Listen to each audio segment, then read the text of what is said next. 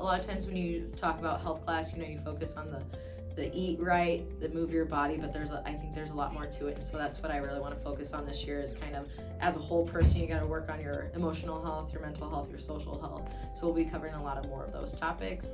And especially since the pandemic, I think it's brought to light that we do have to take care of our minds. It's easy to sit and say, I have to work out X amount of days and eat right, but it's also like you need to find things that you enjoy. You need to take care of your emotions. You need to be able to handle stress. I think it's really important to talk about it because you can tell your students that are going through things at home or even in school, but like those kids are distracted.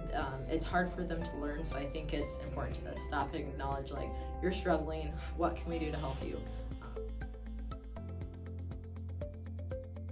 I feel like if we just talked about it and how to deal with it, it would be helpful for all of us to know that, like, we're not alone.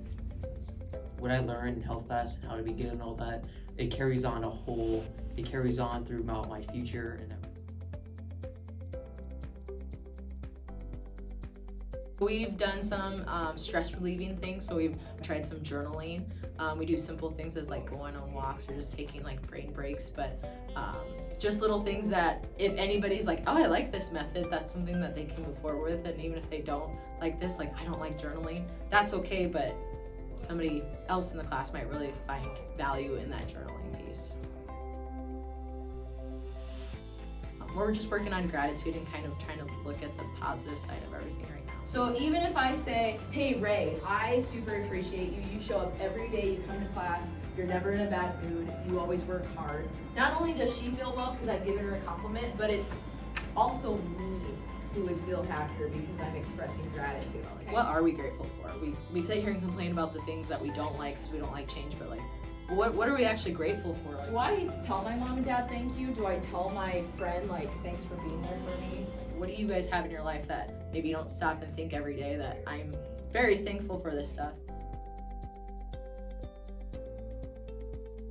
The one we're watching now is Wonder, and it kind of shows, like, not to judge a book by a cover and to give people chances. Those motivational videos and movies that I watch are really just a great reminder, and that's why I like relearning all this stuff.